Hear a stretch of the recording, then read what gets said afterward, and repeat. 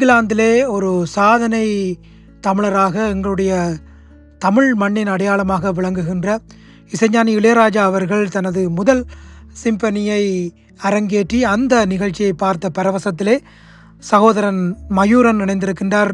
வணக்கம் மயூரன். வணக்கம் பிரபாண்ணா, எப்படி இருக்கிறீர்கள்? நல்ல சுகமா இருக்கிறோம், சரியான சந்தோஷமா இருக்கும். இப்பதான் நிகழ்ச்சி முடிச்சு வீட்டுக்கு வந்தாங்க. இரவு 11 மணி 12 மணி இப்ப யூகேல. அருமை.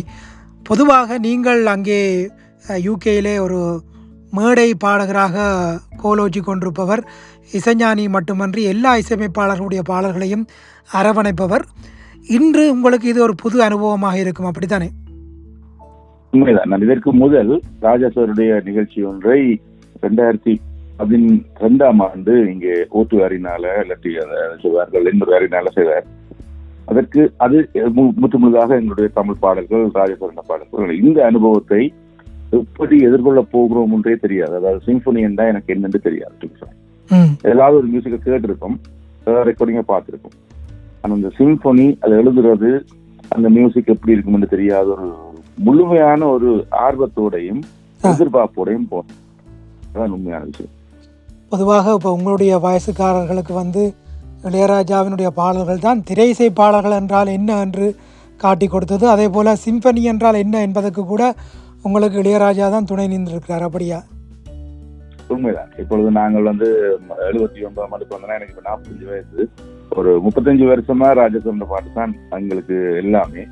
அதே நேரம் இந்த 45 வயசுல சிம்பனியையும் கேட்கறதுக்கும் பார்க்கறதுக்கும், அதையும் லைவா பார்க்கறதுக்கும் காட்டிய ஒரு பெரிய கொடையாளியா தான் நாங்க ராஜேஸ்வர பார்க்கிறோம்.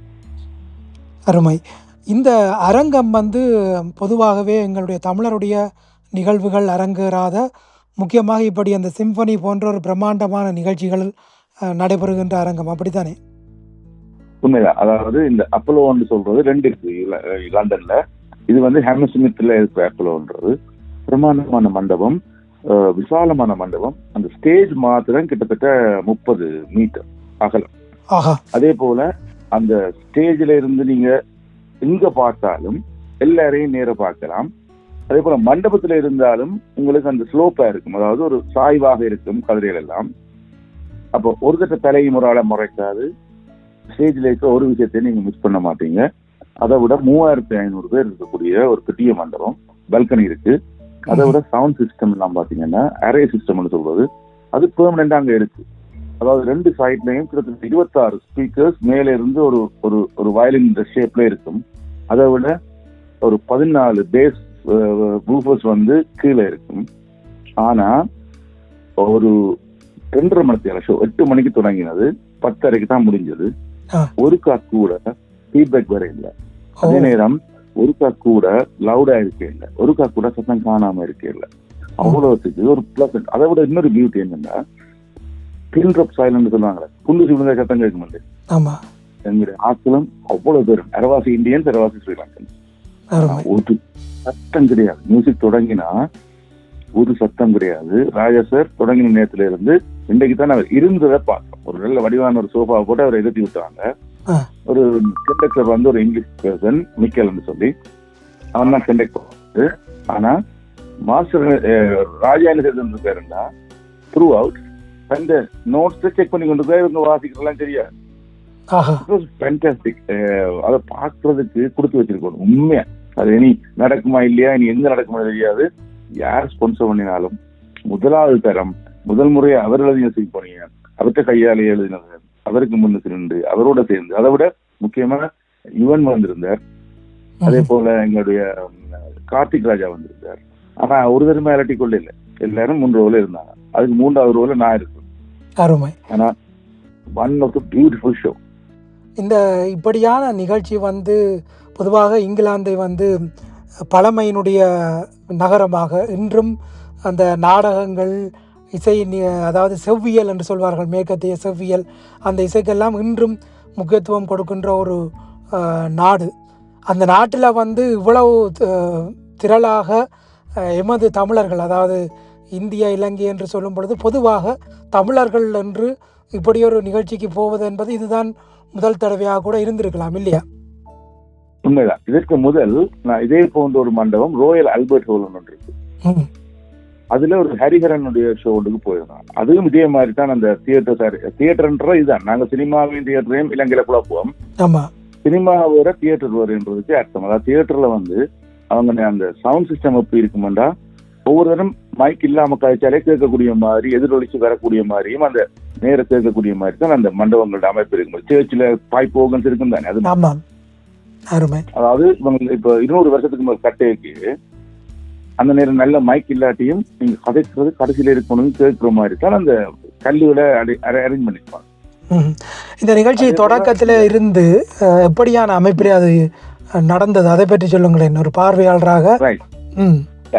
அது முதல் போயிட்டோம். 7 மணிக்கு டோர்ஸ் ஓபன் இருந்தது. சரியா? கிட்டத்தட்ட 2000 பேர் எனக்கு முன்னாடி கியூல நிக்கிறான். அப்பா.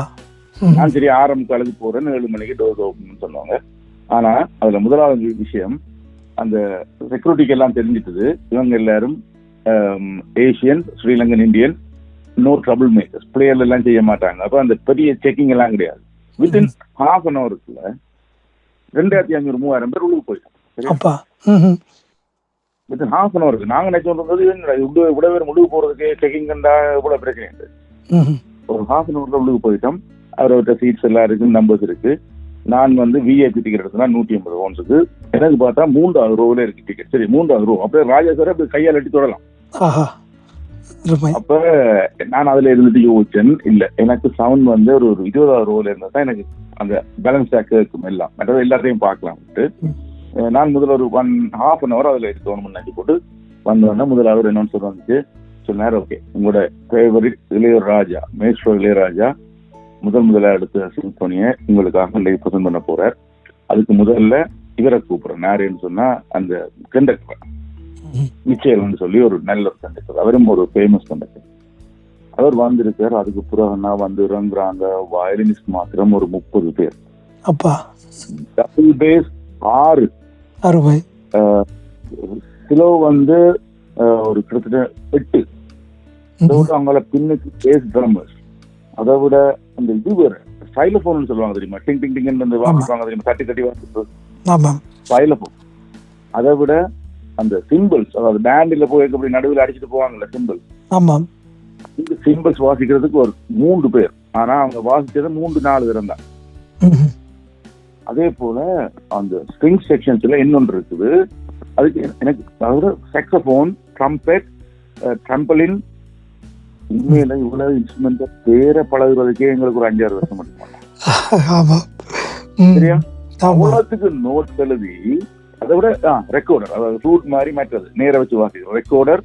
அதுலயும் 2 விதமான ரெக்கார்டர். சில்வர்ல ஒன்று இருக்கும், மற்றது ஃப்ளூட் மாதிரி பிரவுன் கலர்லயும் ஒயிட்லயும் ஒரு மார்பிள் மாதிரி இருக்கும், அது ஒன்று.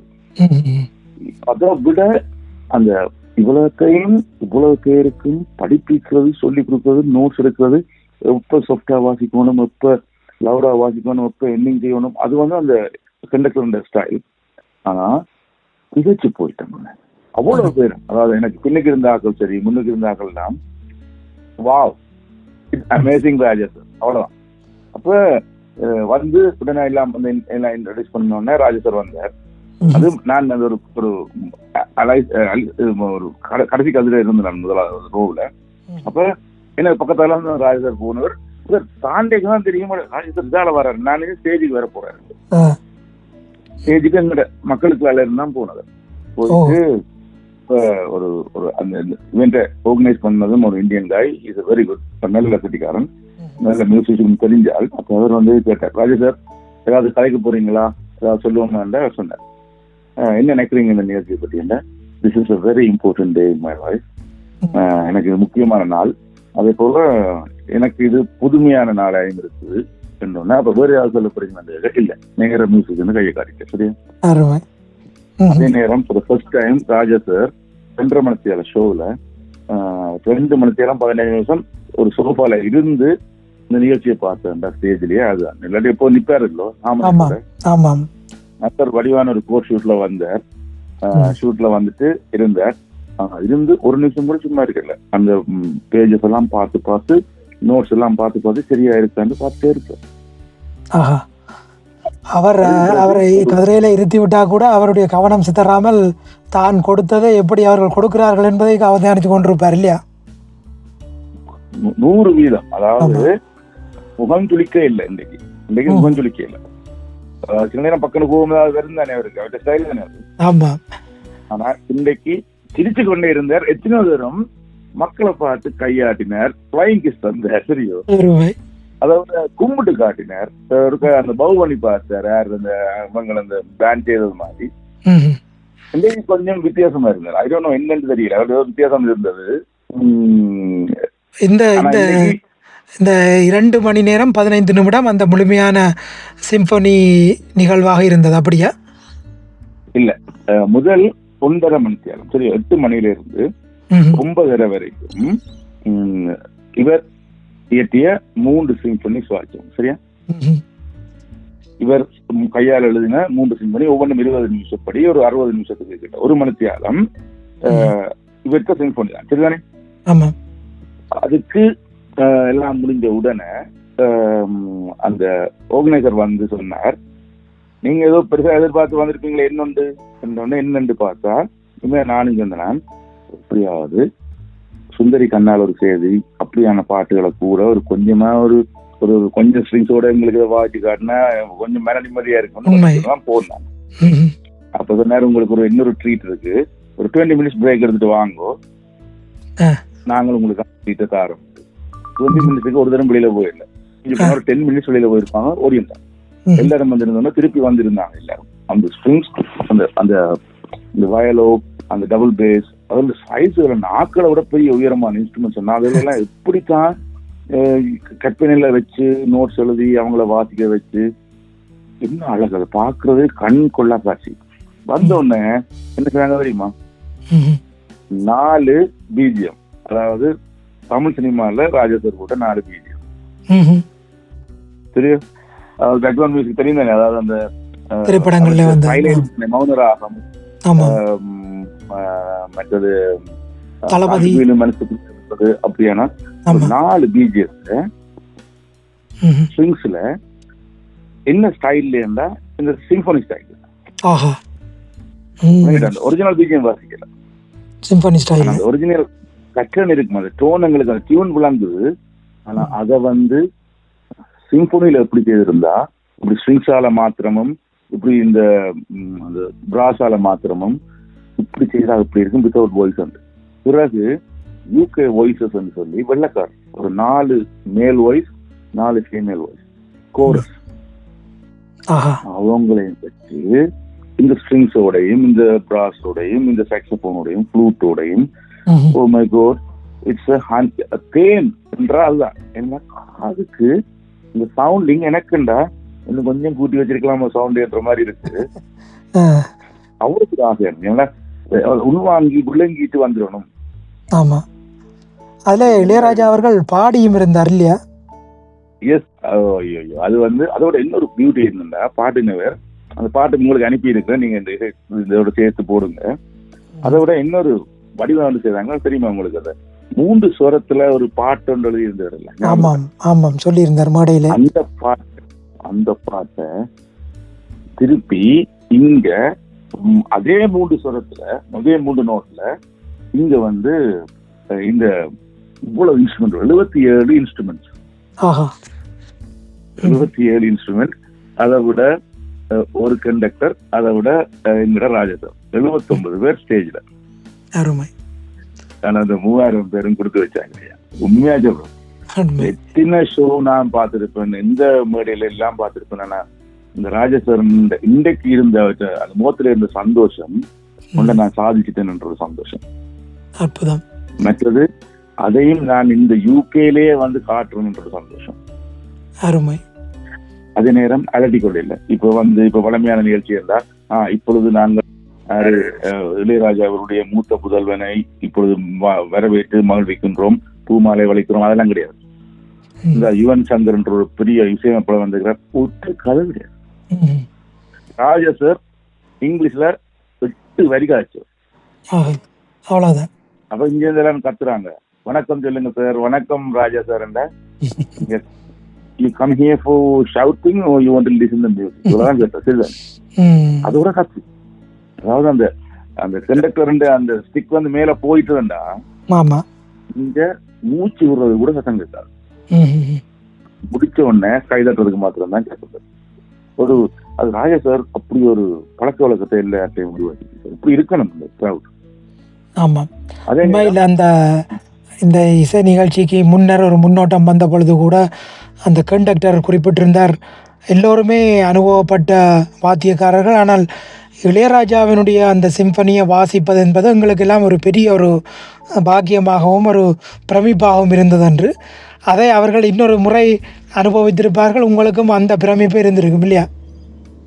உண்மைதான். அதாவது நான் வந்து எப்பவும் ஒரு நிகழ்ச்சி என்று போனா ஒவ்வொரு மியூசிஷியனையும் ரசிப்பேன். அதாவது அந்த போ வச்சிருக்க ஸ்டைலு, அந்த எல்லாரும் ஒரே ஸ்டைல்ல ஒரே டோன்ல வாசிப்பது எல்லாத்தையும் பார்க்கறதுக்கு ரசிப்பேன் எனக்கிட்டு. உண்மையா ஒரு அதில் அந்த நிகழ்ச்சி தொடங்கும் முதல் ஒரு 1 minute சொன்னாங்க, கொஞ்சம் ஒரு சைலண்டா இருங்க, நாங்க எல்லாரும் ஒருக்கா டியூன் பண்ண போறோம். அதாவது எல்லா ஸ்ட்ரிங்ஸும் எல்லா பிராஸஸும் எல்லா சாக்ஸோஃபோன் எல்லாமே டியூன் பண்ண போறோம். 10 secondsல அவ்வளவு வெறும் டியூன். ஏன்னா ஆல்ரெடி தேர் டியூன் அப்படி இருக்கும், ஒரு ஃபைன் டியூன் பண்றாங்க ராஜா வேற முதல். அருமை அருமை. ஒட்டு ஸ்ட்ரிங்ஸ்ல வச்சு வாசி போட்டு ஓகே 10 secondsல okay we are ready to கோன்னு சொல்லி சொன்ன உடனே அவன் நான் ரெடி. அப்ப நாங்கள் என்னங்கிற இசைக்குழுக்களை நார்மலா பாத்தீங்கன்னா எல்லாம் தட்டி அங்க தட்டி இங்க தட்டி தப்பிலா தட்டி பார்த்தெல்லாம் கொஞ்சம் ஒரு பாட்டுக்கு டெய்லியே ஒரு 3 நிமிஷம் 1 நிமிஷம் போகும். ஆமா. வித்தின் 10 secondsல எல்லாரும் பாயிண்ட். ஏன்னா ஆல்ரெடி அதை விட அவங்க ரசிச்சு வாசிச்சாங்க. அதாவது ஒரு அதுலயும் என்னண்டா அதுல பியூட்டி என்னன்னா, இப்ப ஒரு பாட்டு எழுதிட்டோம் இல்லாட்டி மியூசிக் எழுதிட்டோம்னா அது இந்த மியூசிஷியனுக்கும் இடைஞ்சல் இல்லாம ஈஸியா இருக்கணும், பாடகனுக்கு மூச்சு விடுறதுக்கு இடைவெளி விடணும்ன்ற மாதிரி செய்வார். சரியா? அதே போல இந்த மியூசிஷியனை பாத்தீங்கன்னா ஒரு ஃப்ரேம் இவங்க வாசிச்சு முடிக்கிறாங்கடா டபுள் பேஸ், அந்த பேஸ் திருப்புறதுக்குரிய டைம் இருக்கு. அதுக்கு பிறகு அவங்கள வேறு யோசிங்க இவ்வளவு தூரம் யோசிச்சா இந்த பேஸ் திருப்புவான் இவன், அதுக்கிடையில இவனுக்கு ஒரு வேலையை கொடுக்க கூடாது, அதுல வாசிச்சு கொண்டு பேஸ் திருப்பேலும். அப்ப அவ்வளவு இருக்கு. அதை விட இன்னொரு பியூட்டி என்னன்னா, இவர் வந்து பாடைக்க 2 வச்சிருந்தார், ஒரு சின்ன நோட் புக் மாதிரி ஒன்று, அதுலதான் ஃபுல் ஃப்ரேம் அந்த ஃபுல்லான சிம்பனி எல்லாம். அதோட பெரிய எழுத்துல ஒரு A4 சைஸ்ல இல்ல A3 சைஸ்ல 8 ஸ்லேட்ஸ் மாதிரி ஒரு வெள்ளை பேப்பர் கொண்டு வந்தவர். அதை தன்னை முன்னுக்கு வச்சுதான் பாட்டும் பாடினவர். அதை கொண்டு வந்த விதம் ஒரு பெரிய வாலெட்ல பொட்டி ஒரு பேக்கெட்ல போட்டு கொண்டு வந்தார். சரியா? அதை எடுத்து எல்லாம் வச்சுட்டு ஒன்று எல்லாம் வச்சு பாடி முடிச்சுட்டு அதை தானே எடுத்து உள்ளுக்கு போட்டு அதை மூடி கவனால பக்கத்துல வச்சுட்டு தான் இருந்தவர். அப்பதான் யோசிச்சேன், இவ்வளவு காலம் என்னண்டி விட்டு அந்த நோட்ஸ் எல்லாம் என்ன இருக்குன்னா அவ்வளவு கவனம் தன்னுடைய நோட்ஸ்ல. இத்தனை வயசு 80 வயசுல 80க்கு மேல தாண்டியும் குரல்ல நடுக்கம் இல்லை, அந்த சிரிச்ச முகம் மாற இல்லை, அந்த ஸ்மார்ட்னஸ் மாற இல்லை. உண்மையில நாங்கெல்லாம் சரியான லக்கி இந்த காலத்துல வாழ்ந்தோம். நிச்சயமா. அதாவது உங்களுக்கு இது அந்த நிகழ்வு வந்து ஒரு வரலாற்று சிறப்புமிக்க நிகழ்வு. அந்த நிகழ்வுக்கு நீங்கள் போனது உங்களுக்கு ஒரு வாழ்நாள் சிறப்புமிக்க ஒரு நாளாக இன்றைய நாள் அமைந்திருக்கிறது. ஒரு நள்ளிரவை தொடுகின்ற நேரத்திலும் நீங்கள் எங்களோடு உங்களுடைய அனுபவத்தை பகிர்ந்து கொண்டது எங்களுக்கு மிகவும் சந்தோஷமாக இருக்கிறது. மிக்க நன்றி மயூரன். பிரபானா, என்னுடைய மிகமான மகிழ்ச்சி. என்னன்னா எனக்கு தெரியும் நீங்கள் ராஜா சாருடைய இவ்வளவு பெரிய ஃபேன் என்று. உங்களுக்கு சாடையா கொஞ்சம் பொறாமையா கூட உண்மை நிச்சயமாக சந்தேகமே இல்லை. ஆனா கலிபோர்னியால இருந்து, ஆஸ்திரேலியால இருந்து, ஜெர்மனில இருந்து, பிரான்ஸ்ல இருந்து எல்லாரும் இங்க வந்திருந்தவங்க நிறைய பேர் நான் பார்த்தேன். என்னன்னா நான் பாடுறதுக்கு காரணமும் ராஜா சார் தான். நான் உழைக்கிறது எத்தனையோ காசு உழைச்சிருக்கிறேன். சரிதானே? அப்ப நான் விவிஐபி டிக்கெட் வேண்ட வலிக்கிறான் அப்படின்னா முதலாவது ரோவ்ல இப்ப நான் அன்றைக்கு இருந்திருந்தேன்னா இங்க என்ன இப்ப இவனுக்கும் யாரு கார்த்திக் ராஜா மற்ற மனு இருந்திருக்கலாம், கார்த்திக் ராஜா பக்கத்துல இருந்திருக்கலாம். ஆனா அந்த டிக்கெட் இல்லையானுட்டாங்க. உண்மையா அது கனகாசு இல்லை, 250 இது 150. சரிதாங்க? ஆனா 3வது ரோவ்ல இருந்தா கார்த்திக் ராஜாவையும் தொடரலாம், ராஜா சாரையும் தொடரலாம். ஆனா பிறகு நான் என்ன செய்யறதுனால பின்னுக்கு வந்திருந்தேன். நான் கொஞ்சம் ஒரு 20வது ரோவ்ல வந்திருந்தேன். எனக்கு எல்லாத்தையும் இருக்கு அப்படி பேலன்ஸ்டா பார்க்கணும் போல இருந்து. அந்த தியேட்டர்ல சொல்லுவாங்க எனக்கு கேலரி என்று கீழே இருந்து பார்க்கறத விட இந்த கண்மட்டத்துக்கு பார்க்கறது நல்லா இருக்குங்க. அதே போல இவ்வளவு காலமும் நான் பாடுறது முக்கியமா ராஜா சார் சாங்ஸ், மற்றது ராஜா சார் போட்ட சாங்ஸ் இல்லை ராஜா சார் பாடின பாடல்கள். மற்றும்படி எனக்கு இவ்வளவு காலமும் என்ன வாழ வச்சு கொண்டிருக்கிறது ராஜா சார். அதே போல இன்னொரு விஷயத்தையும் இப்போ சொல்லிட்டு முடிக்கிறேன். மீண்டும் உங்களுக்கு வாழ்த்துக்கள். அதாவது எஸ்பிபியோட அந்த புத்தகம் நான் வாங்கினது இப்போவும் கண்ணுக்கு நிக்குது. ஆம். கேள்வெளி நன்றி. கண்மணி பாட்டும் பாடி அனுப்பினான். ஆமாம். உண்மையில ஒரு அந்த புத்தகத்தை நான் 2-3 தடவை படியோடைய வாசி பார்த்தேன். உண்மையில ஒரு அற்புதமான ஒரு வேலையை செய்திருந்தீங்க. அதுக்கு இப்பொழுது என்னுடைய வாழ்த்துக்களை தெரிவிக்கிறதுக்கு ஒரு வாழ்த்து கிடைக்கின்றபடியா அதுக்கு உங்களுக்கு வாழ்த்து தெரிவிச்சு. மிக்க நன்றி சகோதரா. இந்த நேரத்தில் நீங்களும் சிரமத்தை பொருட்படுத்தாது உங்களுடைய அனுபவத்தை பகிர்ந்தமைக்கு மிக்க நன்றி. நன்றி. நன்றி அண்ணா. நன்றி. நன்றி. வணக்கம். நன்றி.